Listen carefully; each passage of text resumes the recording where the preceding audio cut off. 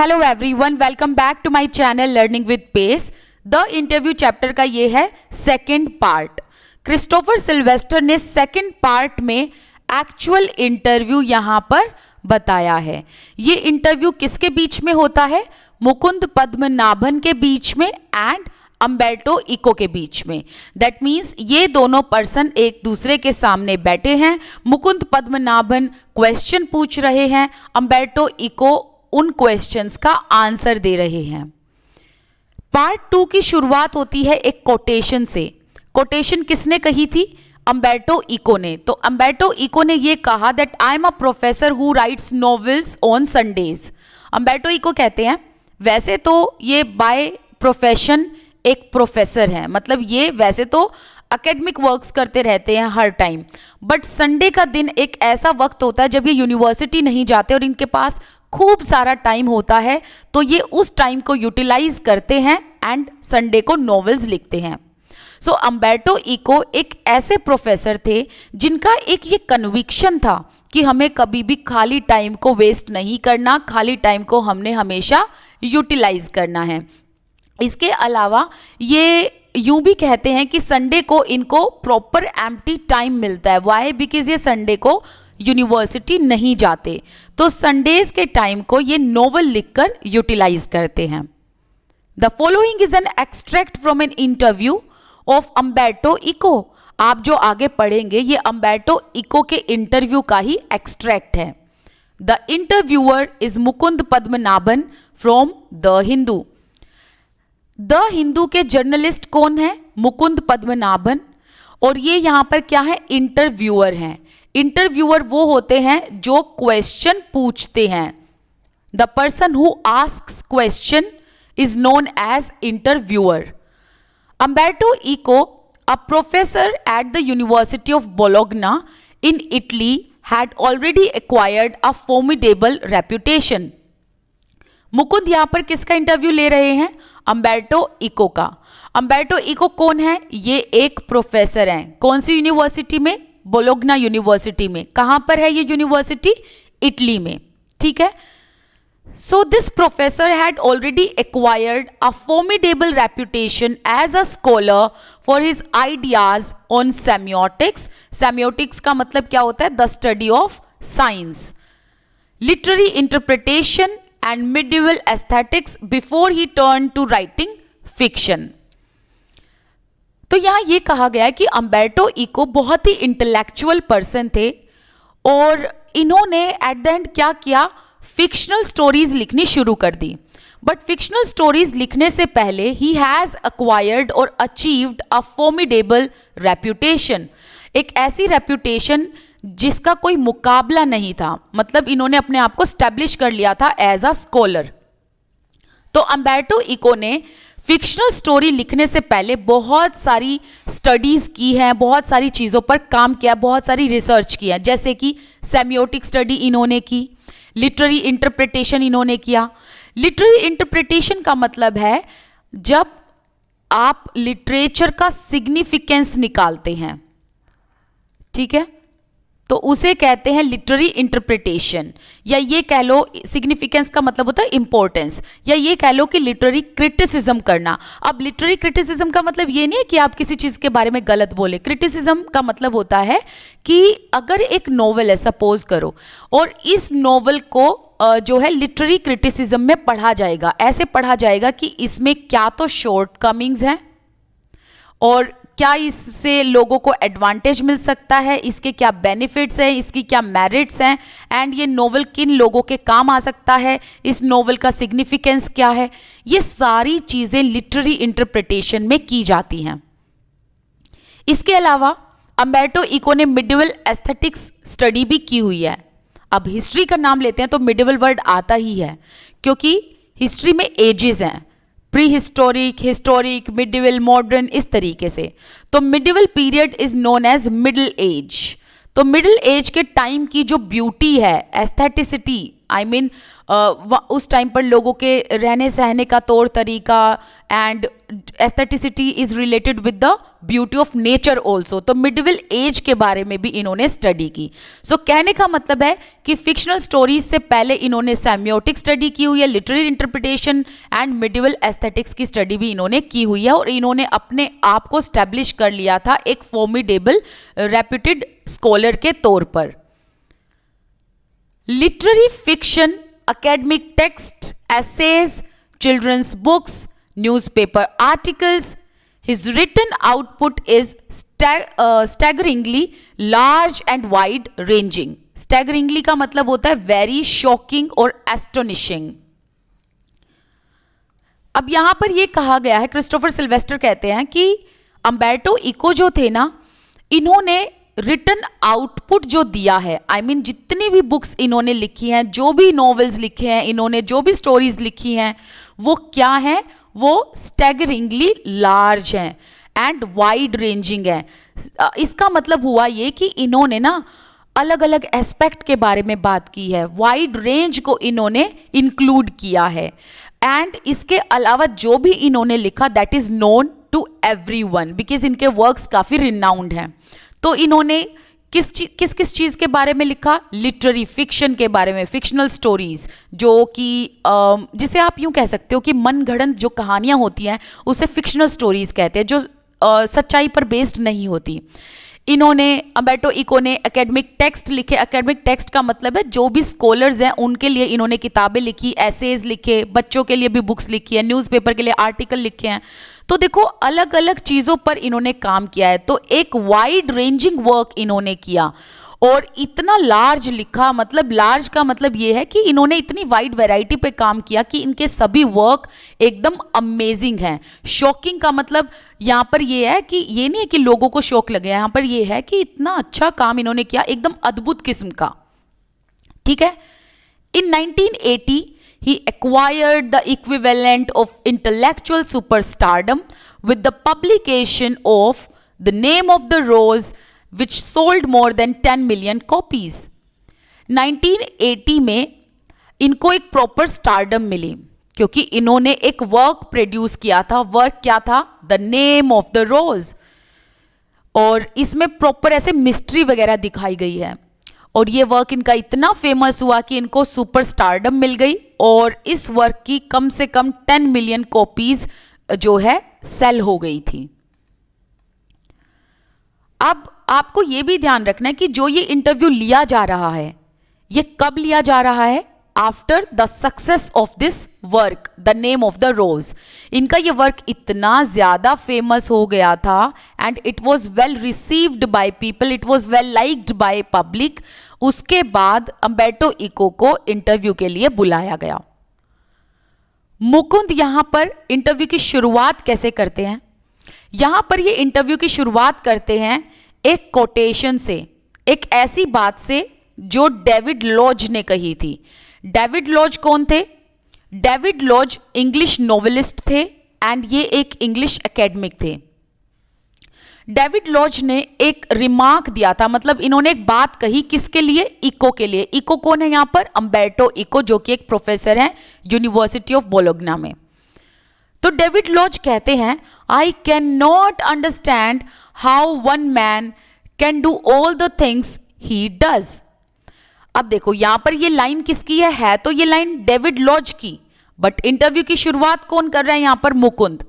तो मुकुंद यहां पर ना अम्बर्टो इको को कहते हैं और पूछते हैं कि एक इंग्लिश नॉवेलिस्ट हैं, एक एकेडमिक हैं जिनका नाम है डेविड लॉज, उन्होंने आपके बारे में ये कहा कि आप एक टाइम पर इतनी सारी चीजें कैसे कर लेते हैं। तो यहां पर ही कौन है? Umberto Eco. अब इस बात का रिप्लाई अम्बर्टो इको कैसे देते हैं, चलिए वो जानते हैं। तो अम्बर्टो इको कहते हैं, maybe I give the impression of doing many things but in the end I am convinced I am always doing the same thing. तो यहां पर ऊपर जब मुकुंद पूछते हैं कि भाई जो डेविड लॉज हैं वो कहते हैं कि आप एक टाइम पर इतना काम कैसे कर लेते हैं, तो अम्बर्टो इको इसमें रिप्लाई करते हैं कि ऐसा नहीं है कि मैं बहुत सारे काम एक टाइम पर करता हूं, ऐसा लोगों को सिर्फ लगता है। तो ये कहते हैं कि इनकी पर्सनैलिटी या इनका इंप्रेशन ही ऐसा है कि लोगों को लगता है कि अम्बर्टो इको एक टाइम पर बहुत सारे काम करते हैं, but at the and eventually वो क्या कहते हैं कि जबकि मैं सेम चीज कर रहा होता हूं हर टाइम। जब अम्बर्टो इको ये कहते हैं कि वो एक ही चीज को बार बार करते हैं, तो इस बात पर मुकुंद उनसे क्वेश्चन पूछते हैं which is. Now Mukund is being curious कि आप कौन सी ऐसी चीज है जो बार बार लगातार सेम चीज करते रहते हैं। तो अम्बर्टो इको कहते हैं now that is more difficult to explain. तो यहां पर ये कह रहे हैं कि अब तुमने मुझसे ऐसा क्वेश्चन पूछ लिया जिसको एक्सप्लेन करना थोड़ा डिफिकल्ट है। I have some philosophical interest, I pursue them through my academic work and novels. Philosophical interest का मतलब क्या होता है? Deep study. देखो, जब आप किसी भी चीज़ की डीप स्टडी करें, जैसे कि कोई चीज़ अगर एग्जिस्ट करती है तो वो क्यों करती है, और अगर एग्जिस्ट कर रही है तो वो कैसे एग्जिस्ट कर रही है, तो ऐसी स्टडी को हम फिलोसॉफिकल स्टडीज़ कहते हैं। तो अम्बर्टो इको यहाँ पर बताते हैं कि उनको ना एक चीज़ में इंटरेस्ट है विच इज़ फिलोसॉफिकल इंटरेस्ट, मतलब उनको हमेशा डीप स्टडी करना पसंद है एंड हमेशा उनको फिलोसॉफिकल रीजंस देना पसंद है, एंड इसी चीज़ को वो परस्यू करते हैं, मतलब इसी चीज़ को वो फॉलो करते हैं। एंड ये कहते हैं कि इनके वर्क में, चाहे वो एकेडमिक वर्क हो या फिर वो नॉवेल्स हो, हमेशा फिलोसॉफिकल इंटरेस्ट देखने को मिलेगा। Even my books for children are about non violence and peace, you see the same bunch of ethical philosophical interest. फिर अम्बर्टो इको कहते हैं कि जो भी बुक्स उन्होंने चिल्ड्रंस के लिए लिखी है, मतलब जो भी नॉवेल्स किताबें उन्होंने बच्चों के लिए लिखी है, उसमें इन्होंने नॉन वायलेंस की बात की है, पीस की बात की है, हार्मनी की बात की है, फ्रेटर्निटी की बात की है। एंड देन अम्बर्टो इको कहते हैं कि वो एक्चुअली एक ही चीज़ बार बार रिपीट करते हैं, एक ही चीज़ बार बार करते हैं, which is ethical and philosophical interest. Ethical का मतलब what is right, what is wrong, and philosophical interest that is the deep study of something. And then I have a secret, did you know what will happen if you eliminate the empty spaces from the universe? Eliminate the empty spaces in all the atoms. The universe will become as big as my fist. Fist का मतलब होता है आपकी हाथों की मुट्ठी, ठीक है। यहां पर अम्बर्टो इको ना बहुत एक बढ़िया सीक्रेट बताते हैं, और स्टूडेंट्स आपने ना इस चीज को अप्लाई भी करना अपनी लाइफ में, क्योंकि ये जो लाइन है ये बहुत ही इंस्पिरेशनल है। देखो, अम्बर्टो इको कहते हैं कि उनके पास ना इस यूनिवर्स का एक सीक्रेट है, एक राज है। अब किस तरीके का राज है? वो कहते हैं कि अगर हम इस यूनिवर्स से, इस दुनिया से एम्प्टी स्पेसेस को एलिमिनेट कर दें, एलिमिनेट का मतलब डिस्कार्ड कर दें, रिमूव कर दें, ठीक है। तो ये कहते हैं अगर हम इस दुनिया से एम्प्टी स्पेसेस को, जितना भी खाली स्पेस है उसको अगर हम एलिमिनेट कर दें, एटम्स के जो एम्प्टी स्पेसेस है अगर हम उसको एलिमिनेट कर दें, तो ये पूरी दुनिया एक मुट्ठी के बराबर बन जाएगी। तो यहाँ इनका कहने का मतलब ये है कि इस यूनिवर्स में खूब सारा एम्प्टी स्पेस है। जैसे ही आप इस एम्प्टी स्पेस को हटा दोगे, ये दुनिया आपको अपनी मुट्ठी जितनी बड़ी लगेगी। और यहाँ पर इस एम्प्टी स्पेस का मतलब क्या है? यहाँ पर ये खाली टाइम को, एम्प्टी टाइम को, फ्री टाइम को डिनोट कर रहे हैं। तो यहाँ पर ये कहना चाहते हैं कि इस दुनिया में हम सभी के पास इतना फ्री टाइम है, इतना फ्री टाइम है, अगर आप इस फ्री टाइम को यूटिलाइज कर लेंगे, you will be successful. Similarly we have a lot of empty spaces in our life. Empty spaces का मतलब जैसे मैंने यहाँ बताया कि फ्री टाइम को डिनोट कर रहे हैं यहाँ पर। अब कहते हैं अम्बर्टो इको कि जिस तरीके से इस दुनिया में बहुत सारा खाली स्पेस है, वैसे ही हमारी ज़िंदगी में भी खाली स्पेस है, मतलब हमारी ज़िंदगी में भी बहुत खाली टाइम है। I call them इंटरस्टिसेस। इंटरस्टिसेस का मतलब होता है एम्प्टी स्पेस या free time. Say you are coming over to my place. You are in an elevator and while you are coming up, I am waiting for you. This is an interstices, an empty space. I work in empty spaces. While waiting for your elevator to come up from the first to third floor, I have already written an article, laughs. तो यहाँ पर actually ये हंसते हंसते एक बात बोलते हैं मुकुंद को। ये कहते हैं कि ये जो इंटरस्टिसेस है, मतलब जो इनका ये एम्प्टी टाइम है या एम्प्टी स्पेस है, ये इसको यूटिलाइज करते हैं। और यहाँ ये कहना चाहते हैं कि खाली टाइम को बर्बाद नहीं करना चाहिए, और वो कभी भी खाली टाइम को बर्बाद नहीं करते, फ्री टाइम को वो हमेशा यूटिलाइज करते हैं। तो यहाँ पर वो एक एग्जाम्पल देते हैं और वो कहते हैं कि मुकुंद, तुम सपोज करो मेरे घर आ रहे हो। जब तुम आओगे एलिवेटर से और फर्स्ट से थर्ड फ्लोर तक आओगे तो तुमको टाइम लगेगा। अगर मैं बैठकर तुम्हारा इंतजार करूं तो मैं अपना टाइम खराब कर रहा हूं। रादर मुझे क्या करना चाहिए, मुझे अपने एम्प्टी टाइम को या फ्री टाइम को यूटिलाइज करना चाहिए। तो यहाँ पर अम्ब्रेटो इको कहते हैं कि उनकी पर्सनालिटी ऐसी है, वो किसी के लिए ऐसे वेट नहीं करते। अगर मुकुंद उनसे मिलने आएगा तो मुकुंद जैसे ही एलिवेटर लेकर फर्स्ट से थर्ड फ्लोर पर आएगा, इतने टाइम पे तो अम्ब्रेटो इको एक ऑलरेडी आर्टिकल लिख चुके होंगे। ठीक है, तो वो इस तरीके से अपने फ्री टाइम को यूटिलाइज करते हैं। मुकुंद, अब यहां पर मुकुंद क्या बोलता है, not everyone can do that, of course your non fictional writing, your scholarly work has a certain playful and personal quality about it. Mukund कहते हैं कि वैसे तो ये चीज़ हर कोई नहीं कर सकता, हर किसी के बस का नहीं है कि वो फ्री टाइम को यूटिलाइज कर ले। फिर वो बात करता है नॉन फिक्शनल राइटिंग की। वो कहता है कि आपके नॉन फिक्शनल राइटिंग जो है एंड जो आपके जितने भी स्कॉलरली वर्क हैं वो सब प्लेफुल हैं। प्लेफुल का मतलब है काफ़ी इंटरेस्टिंग है, इतने इंटरेस्टिंग है कि वो लोगों को बोरिंग नहीं लगते। एंड आपके हर वर्क में एक पर्सनल क्वालिटी, एक पर्सनल टच है। It is a marked departure from a regular academic style which is invariably depersonalised and often dry and boring. फिर मुकुंद कहते हैं कि आपके लिखने का जो तरीका है ना, वो तरीका अनयूजुअल है, वो तरीका रेगुलर एकेडमिक स्टाइल से बिल्कुल हटकर है, बिल्कुल डिपार्चर है, मतलब हटकर है। फिर यहाँ ये कहते हैं कि वरना तो रेगुलर एकेडमिक स्टाइल में क्या होता है, उसमें लोग जो है वो पर्सनल टच नहीं देते लिखते वक्त, इमोशंस नहीं डालते एंड उनकी राइटिंग ड्राई एंड बोरिंग हो जाती है। Right? Have you consciously adopted an informal approach और is it something that just comes naturally to you? Now Mukund is asking कि आपने जो ये इनफॉर्मल अप्रोच अपनाई है while writing, ये आपने कॉन्शियसली अडॉप्ट की है या फिर ये आपके अंदर नेचुरली है। यहां पर आपको ये तीन वर्ड समझने हैं। एक तो है पर्सनलाइज्ड एंड इसी का अपोजिट है D personalised, personalised and D personalised. और एक ये है third word that is informal approach, informal.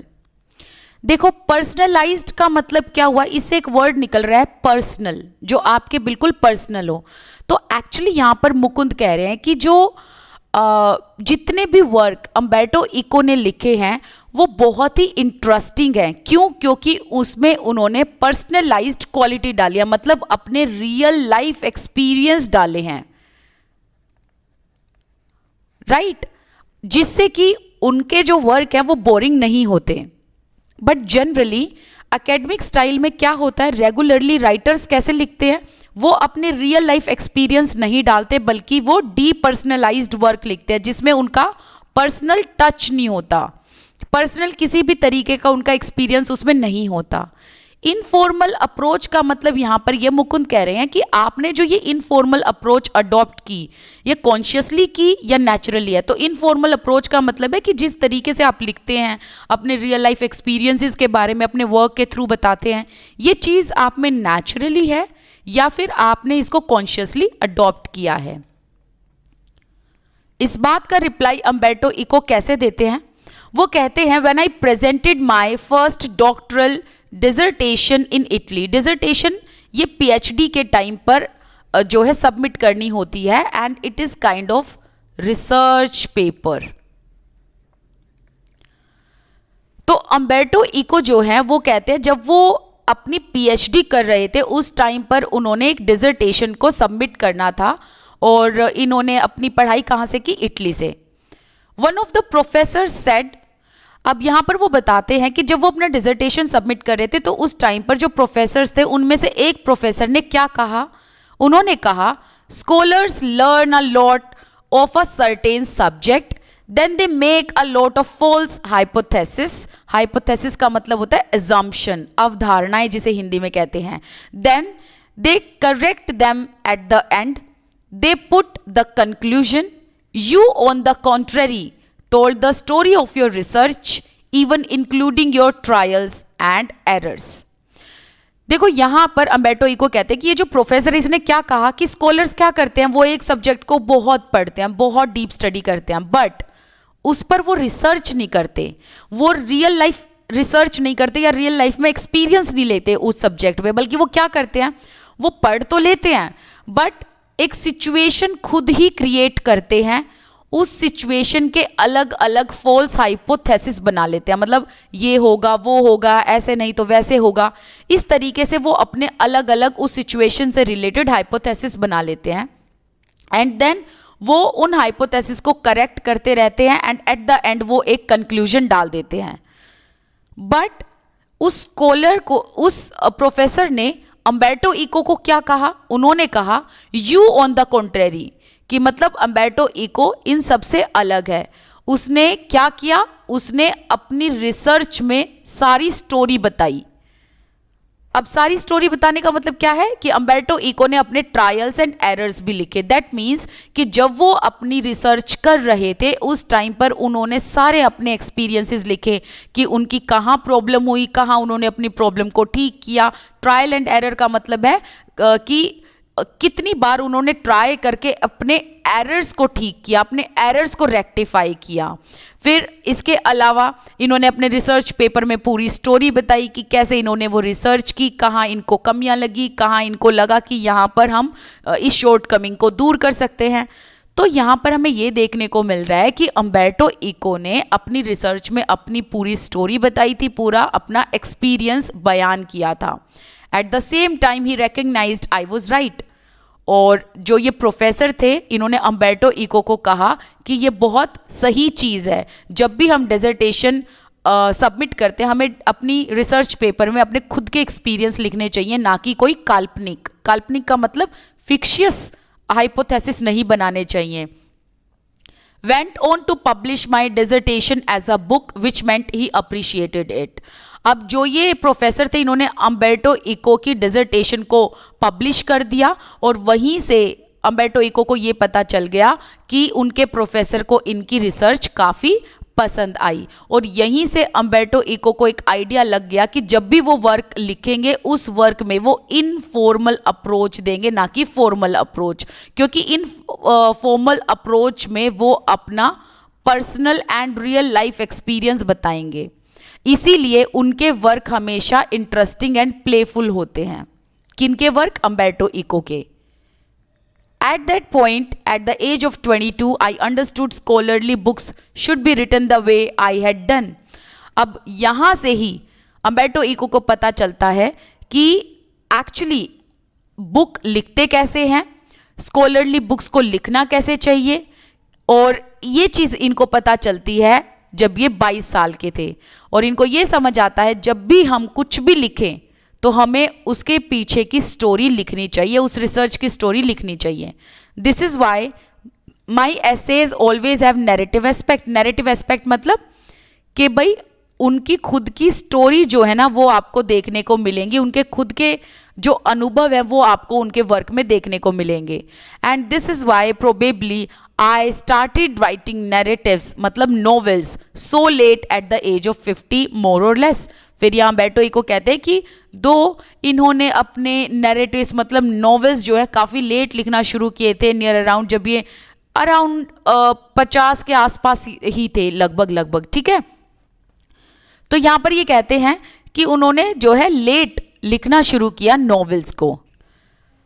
I remember that my friend who was very dear and near to me and his name was Roland Barthes was always frustrated that he was an essayist and not a novelist.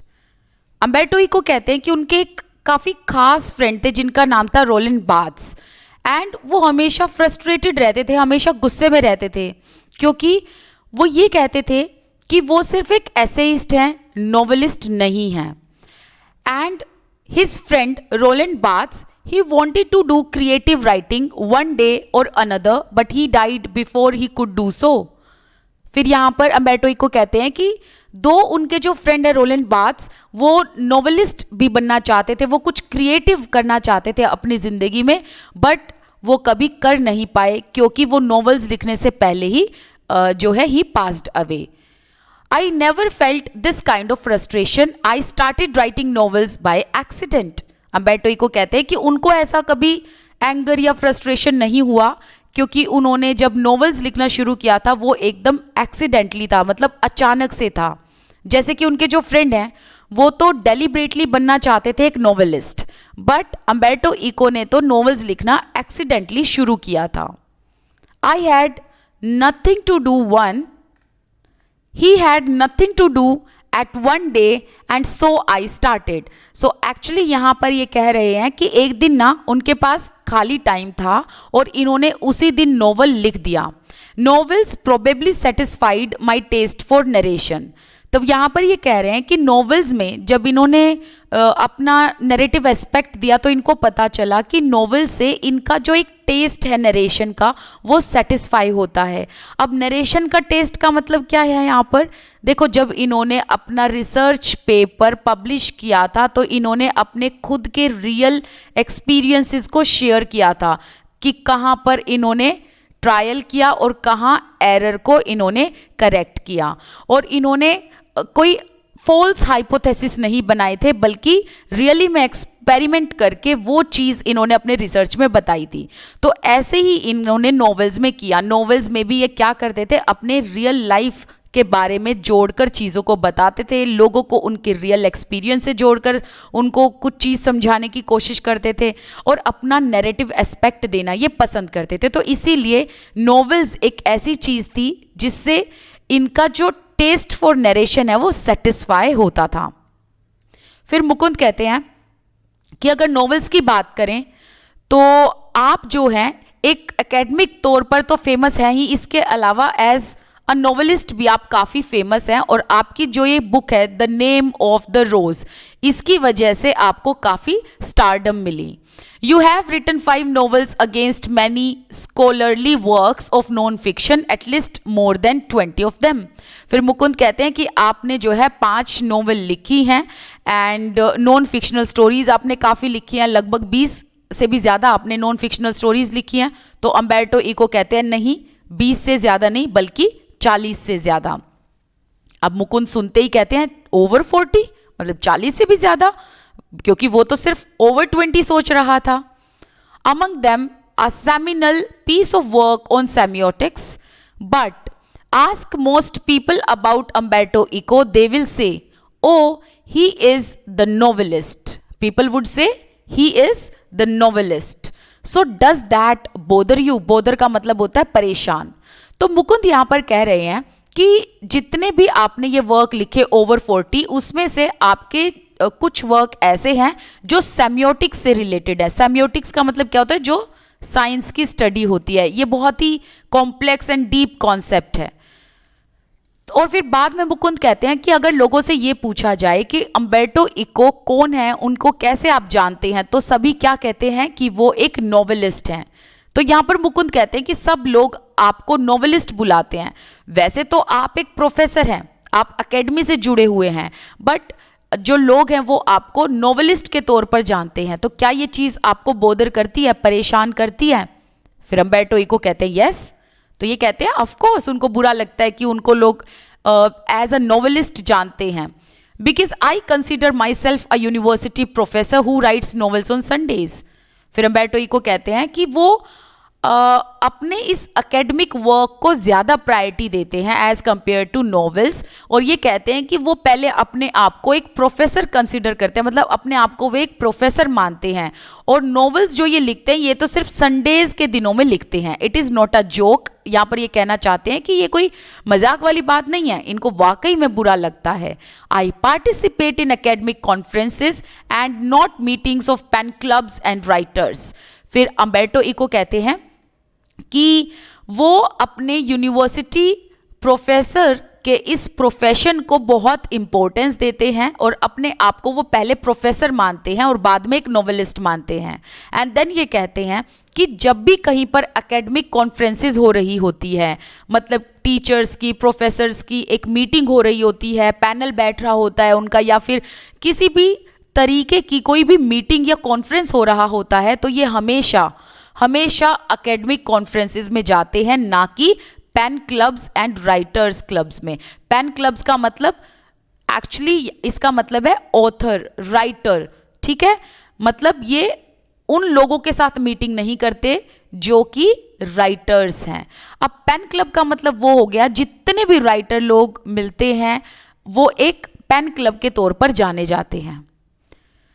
I identify my self with the academic community. फिर ये कहते हैं कि ये pen club या writers के साथ क्यों मीटिंग नहीं करते, क्योंकि ये अपने आप को अकेडमिक कम्युनिटी का हिस्सा मानते हैं।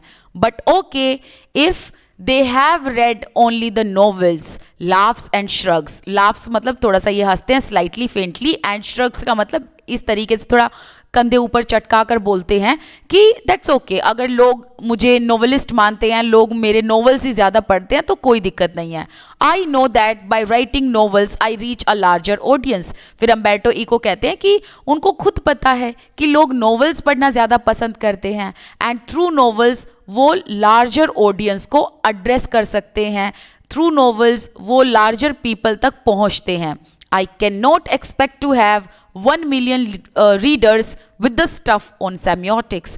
अब यहाँ पर वो कहते हैं कि सेमियोटिक जैसी किताबों पर जिसमें साइन के बारे में बताया हुआ है, सिंबल्स के बारे में स्टडीज़ को बताया हुआ है, ऐसी चीज़ें पढ़ना लोगों को डिफ़िकल्ट लगता है, क्योंकि ये जो कॉन्सेप्ट है ना ये काफ़ी डीप एंड कॉम्प्लेक्स है, काफ़ी हायर है, राइट। तो ये कहते हैं कि novels are bit easier as compare to other works. तो यहाँ पर ये कहते हैं कि नॉवेल्स पढ़ना इसलिए लोगों को पसंद आता है क्योंकि नॉवेल्स के थ्रू वो कहीं ना कहीं जुड़ जाते हैं अपनी लाइफ से या एक रियल लाइफ एक्सपीरियंस से। बट और इसके अलावा नॉवेल्स के साथ लोग रिलेट भी करते हैं। फिर ये कहते हैं कि सेमियोटिक्स जैसी जो डीप और इतने मुश्किल से वर्क जो इन्होंने लिखे हैं उस पर 1 मिलियन रीडर्स को एक्सपेक्ट करना तो ऐसी बात हो गई कि जो असंभव है, जो इम्पॉसिबल है, क्योंकि लोग जो हैं वो इतने डीप एंड कॉम्प्लेक्स स्टफ नहीं पढ़ते।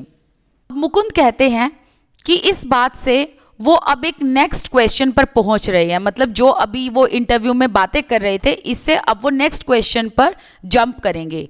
And the next question is the name of the rose is very serious novel. कि भाई नेम ऑफ द रोज जो है काफ़ी सीरियस नॉवल है। It is a detective yarn at one level but it delves into metaphysics, theology, medieval history, yet it enjoyed a huge mass audience. Were you puzzled at all by this? अब मुकुंद यहाँ कह रहे हैं कि जो ये novel है the name of the रोज, ये काफ़ी सीरियस नॉवल है क्योंकि इसमें डिटेक्टिव यार्न है। एंड डिटेक्टिव यार्न का मतलब क्या है, इसमें मिस्ट्री है, इसमें सस्पेंस है, इसमें थ्रिल है, राइट। लेकिन इसके साथ साथ इसी सेम नॉवल में मेटाफिजिक्स भी है। मेटाफिजिक्स का मतलब है the thing that exist beyond world. Theology के बारे में बात की है, theology is related with the god, मतलब भगवान से related. And medieval age that means middle age की हिस्ट्री के बारे में भी बात की गई है, राइट। तो मुकुंद कहते हैं ये जो नॉवल है ना द नेम ऑफ द रोज, इसमें डिटेक्टिव यार्न के बारे में बात है, metaphysics, theology and middle age history के बारे में भी बताया हुआ है। तो ये काफ़ी सीरियस नॉवल है और इतनी सीरियस नॉवल इतने सारे लोगों को पसंद आई। क्या आप कभी पजल हुए थे इस चीज़ को लेकर? तो अम्ब्रेटो इको कहते हैं नो, ये कभी पजल नहीं हुए, बल्कि जर्नलिस्ट पजल हो गए थे। एंड जो पब्लिशर्स जिन्होंने इसकी बुक को पब्लिश किया था वो पजल हो गए थे।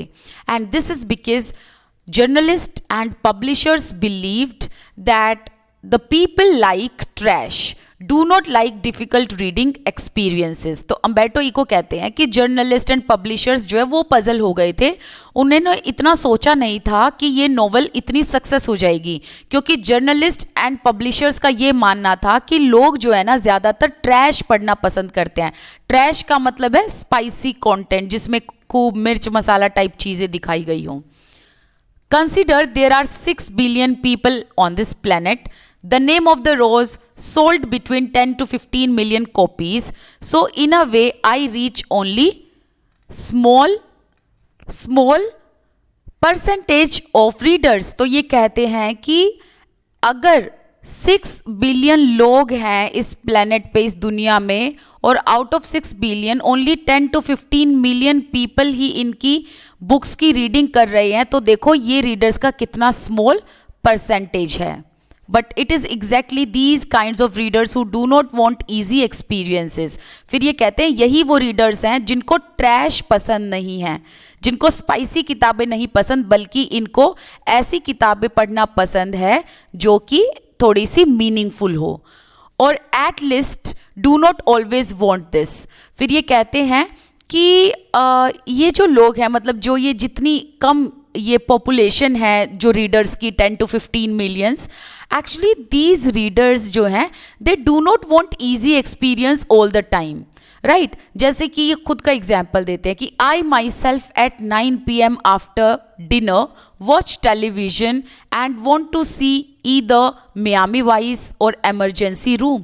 ये कहते हैं कि जब ये काफ़ी थक जाते हैं और अपने घर ये जाते हैं, तो 9 बजे के बाद डिनर के टाइम पर ये क्या करते हैं, टेलीविज़न देखते हैं, 2 शोज़ देखते हैं, एक तो या तो मियामी देखेंगे या फिर एमरजेंसी देखेंगे, इन दोनों में से कोई भी देखेंगे। फिर ये कहते हैं कि ये इन शोज़ को इन्जॉय करते हैं और इनको ज़रूरत भी है इन्जॉय करने की, क्योंकि enjoyment is also I need but not all day. लेकिन ये कहते हैं कि इसका मतलब ये नहीं है कि ये पूरा दिन इसी चीज में लगे रहते हैं। मुकुंद कहते हैं, could the huge success of the novel have anything to do with the fact that it dealt with a period of medieval history that. फिर मुकुंद एक क्वेश्चन और पूछते हैं, कहते हैं कि आपकी इस नॉवेल का जो इतना ह्यूज सक्सेस है, इतनी बड़ी इसे जो सफलता मिली है, क्या इसलिए कि आपने इसमें मिडिल हिस्ट्री को इंक्लूड करने की कोशिश की? अब इस बात को रोककर अम्बर्टो इको क्या कहते हैं? अम्बर्टो इको कहते हैं दैट्स पॉसिबल, कि हो सकता है, but let me tell you another story. यहाँ पर अम्बर्टो इको जो है अब एक नई दूसरी स्टोरी बताते हैं। एक कॉइन के 2 हिस्से होते हैं। एक हिस्सा इन्होंने बोल दिया कि भाई शायद मिडिवल हिस्ट्री की वजह से ये फेमस हुई है, बट ये अब दूसरा हिस्सा बता रहे हैं, मतलब दूसरी कहानी बता रहे हैं। Because I often tell stories like Chinese wise man. तो ये कहते हैं मैं तुमको एक स्टोरी बताता हूँ क्योंकि मैं एक चाइनीज वाइज मैन की तरह स्टोरी सुनाना पसंद करता हूँ। My American publisher said while she loved my book, she did not expect to sell more than 3,000 copies in a country where nobody has seen a cathedral or studies Latin.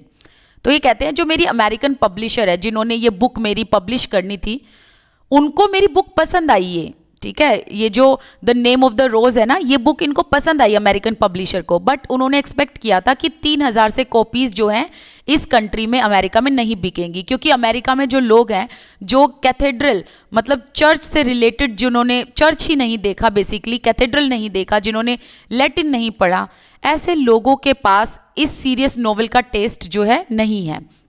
So I was given an advance for 3,000 copies, but in the end it sold 2 or 3 million in the US. फिर ये कहते हैं कि दो हमारी जो publisher थी, American publisher, उनको लगा था कि 3,000 कॉपी से ज़्यादा मेरी नॉवल नहीं बिकेंगी, लेकिन उन्होंने मुझे एडवांस भी 3,000 का ही दिया। बट एट द एंड हुआ क्या? एट द एंड हुआ ये कि एकदम एक्स्ट्रा ऑर्डिनरी, अनएक्सपेक्टेड तरीके से इनकी नॉवल बिक गई। कम से कम 2 से 3 मिलियन जो इनकी कॉपीज हैं वो कहाँ सेल हुई हैं? यूएस में। Lot of books have been written about the medieval past far before mine. Umberto Eco कहते हैं कि उनके मिडिवल पीरियड के बारे में बात करने से पहले काफ़ी सारे लोगों ने ऑलरेडी ऐसे नॉवेल्स लिखे हुए थे जिसमें उन्होंने मिडिवल पीरियड को शामिल किया था अपनी बुक्स में। I think the success of the book is a mystery. फिर ये कहते हैं शायद मेरी बुक के पीछे जो एक ह्यूज सक्सेस है उसका एक बहुत ही मिस्टीरियस सीक्रेट है, नोबडी कैन प्रेडिक्ट दैट। मतलब ये कहते हैं कि इस ह्यूज सक्सेस को कोई भी प्रेडिक्ट नहीं कर सकता कि क्यों सक्सेस हुई, कैसे सक्सेस हुई। I think if I had written the name of the rose 10 years earlier और 10 years later it would not have been the same। फिर ये कहते हैं कि अगर इन्होंने यही सेम नोवेल 10 साल पहले लिखी होती या 10 साल बाद लिखी होती तो इतनी ह्यूज सक्सेस इसे नहीं मिली होती। Why it worked at the time is a mystery. तो ये कहते हैं कि इस टाइम ये ऐसे कैसे सक्सेस हुई प्रेजेंट टाइम पे, it is like a mystery in itself, कि अपने आप में एक बहुत बड़ा रहस्य है। तो यहाँ पर हमारा ये चैप्टर कंप्लीट होता है। आप मेरे साथ टेलीग्राम इंस्टाग्राम पर जुड़ सकते हैं। कोई भी डाउट है कमेंट सेक्शन में लिख सकते हैं। Thank you so much for watching this video. Keep learning.